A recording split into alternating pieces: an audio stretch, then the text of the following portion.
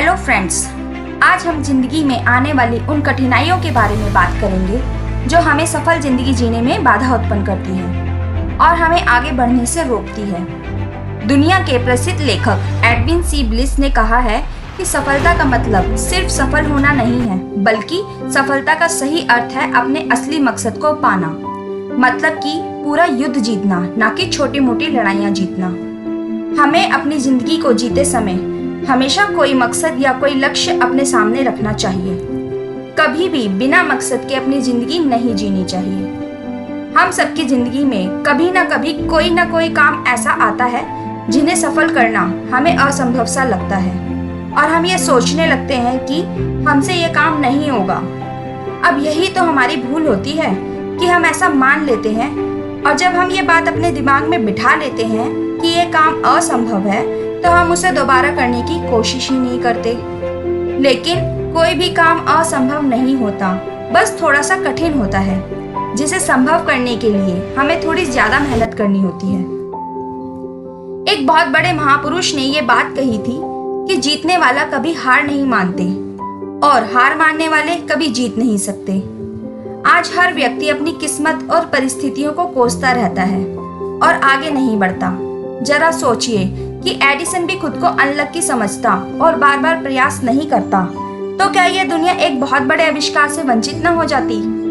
इसलिए अगर हम किसी काम में असफल भी हो गए हैं, तो क्या हुआ, हमें उस काम को दोबारा करना चाहिए और तब तक करते रहना चाहिए जब तक कि हमें उसमें सफलता ना हासिल हो जाए। और फिर से कोशिश करो, क्योंकि कोशिश करने वालों की कभी हार नहीं होती। दरअसल असफलता ही तो सफलता की शुरुआत है। इससे कभी घबराना नहीं चाहिए और पूरे जोश के साथ फिर से प्रयास करना चाहिए। तो आज हम विश्व की कुछ ऐसी हस्तियों के बारे में बात करेंगे जिन्होंने सफलता प्राप्त करने के लिए अपनी एड़ी चोटी तक का जोर लगा दिया और जब तक सफल नहीं हुए तब तक अपने प्रयासों को जारी रखा। विश्व प्रसिद्ध बिजनेसमैन फोर्ड मोटर कंपनी के मालिक हेनरी फोर्ड ने अपने जीवन में 5 तरह के बिजनेस किए और 5 में ही असफल रहे। और यदि कोई और होता तो 5 बार अपनी पूंजी को बर्बाद होते देख अपनी हिम्मत तोड़ देता। लेकिन हेनरी फोर्ड ने ऐसा नहीं किया और उन्होंने बार बार प्रयास किया। तभी तो आज एक सफल उद्योगपतियों में उनका नाम लिया जाता है। फिल्म एक्टर नवाजुद्दीन सिद्दीकी ने साइंस साइड से अपनी ग्रेजुएशन पूरी की और अपने करियर की शुरुआत एक पेट्रोल केमिकल कंपनी में केमिस्ट के रूप में की थी। लेकिन वह अपनी जिंदगी में एक अभिनेता बनना चाहते थे, इसलिए 22 साल की उम्र में वह दिल्ली आ गए और यहाँ आकर नेशनल स्कूल ऑफ ड्रामा में एक्टिंग का कोर्स करने लगे। कोर्स पूरा होने के बाद नवाजुद्दीन सिद्दीकी मुंबई आ गए और इसके बाद उनके संघर्ष के दिन शुरू हुए। कई वर्षों तक वह फिल्मों में छोटे मोटे रोल ही करते रहे और अपना सपना पूरा होने तक निरंतर प्रयास करते रहे। उन्होंने सर्वफरोश, मुन्ना भाई MBBS जैसी फिल्मों में छोटे छोटे रोल किए और कुछ शॉर्ट फिल्म्स में भी काम किया। यह सब 33 वर्ष की उम्र तक चलता रहा। लेकिन पहली बार उन्हें अनुराग कश्यप ने नोटिस किया जब वह ब्लैक फ्राइडे फिल्म में काम कर रहे थे। अनुराग को सिद्दीकी का काम बहुत पसंद आया और उन्हें कहानी, गैंग्स ऑफ वासेपुर, बजरंगी भाईजान जैसी फिल्मों में बड़े रोल मिलने लगे और उनके दिन बदलने लगे। नवाजुद्दीन सिद्दीकी बताते हैं कि एक समय ऐसा भी था जब उन्हें वॉचमैन और कुक जैसे कार्य करके अपना खर्चा निकालना पड़ता था। वह बताते हैं कि उनके जीवन में उनकी माँ ने हमेशा उनकी हिम्मत बनाकर रखी। वह कहती थी कि कूड़े के दिन भी बदलते हैं और तुम तो फिर भी इंसान हो। मतलब यह है कि एक जगह पड़ा हुआ कूड़ा भी वही नहीं रहता और तुम तो फिर भी इंसान हो, इसलिए तुम्हारा समय भी जरूर बदलेगा। सच ही तो है। और देखिए, आज नवाजुद्दीन सिद्दीकी का नाम एक सफल अभिनेता के रूप में लिया जाता है। सबसे अमीर व्यक्तियों में शुमार बिल गेट्स माइक्रोसॉफ्ट कंपनी के सह संस्थापक हैं। अमीर इंसान बनने से पहले बिल गेट्स ने हार्वर्ड कॉलेज में बीच में ही पढ़ाई छोड़ दी थी। इसके बाद उन्होंने अपना पहला बिजनेस शुरू किया जो बुरी तरह असफल साबित हुआ। बिल गेट्स को बचपन से ही कंप्यूटर प्रोग्रामिंग का शौक था और सिर्फ 13 वर्ष की आयु में उन्होंने बड़े बड़े सॉफ्टवेयर बनाने शुरू कर दिए थे। 1975 में बिल गेट्स ने अपनी पढ़ाई बीच में छोड़कर अपने मित्र पॉल एलन के साथ माइक्रोसॉफ्ट को आगे बढ़ाने में जुट गए और कुछ ही वर्षों बाद उनका नाम अरबपतियों की फोर्ब्स की सूची में आ गया और कई साल तक वह लिस्ट में नंबर 1 पर ही बने रहे। आज बिल गेट्स दुनिया के सबसे अमीर लोगों में शुमार हैं। धीरूभाई अंबानी।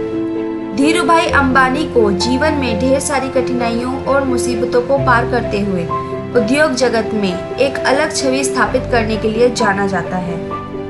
गरीब परिवार में जन्म लेने के कारण धीरूभाई पर बचपन से ही खुद को स्थापित करने की चुनौती थी। इसके लिए वो हर उस कठिन राह पर चले जो उन्हें उनके मुकाम तक पहुंचा सकती थी।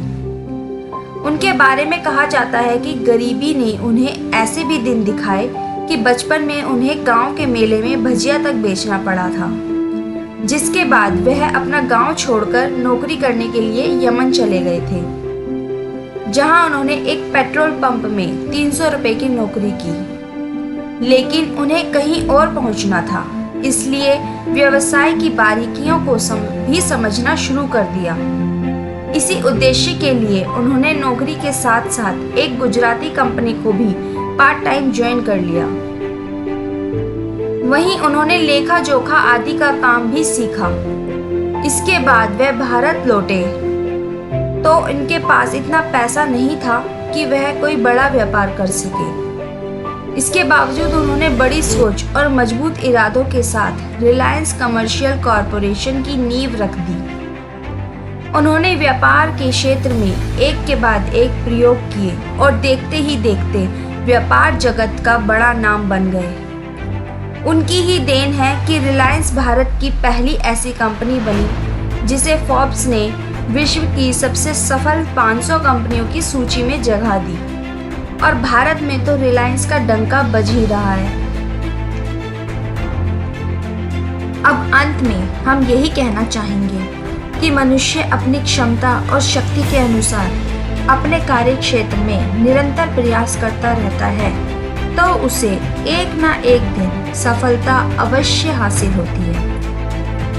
अगर आपको हमारी वीडियो पसंद आई हो तो इस वीडियो को लाइक और शेयर जरूर करें और हमारे चैनल को सब्सक्राइब करें और साथ ही बेल आइकन को प्रेस करें ताकि हमारी नई वीडियोस की नोटिफिकेशन आपको समय समय पर मिलती रहे।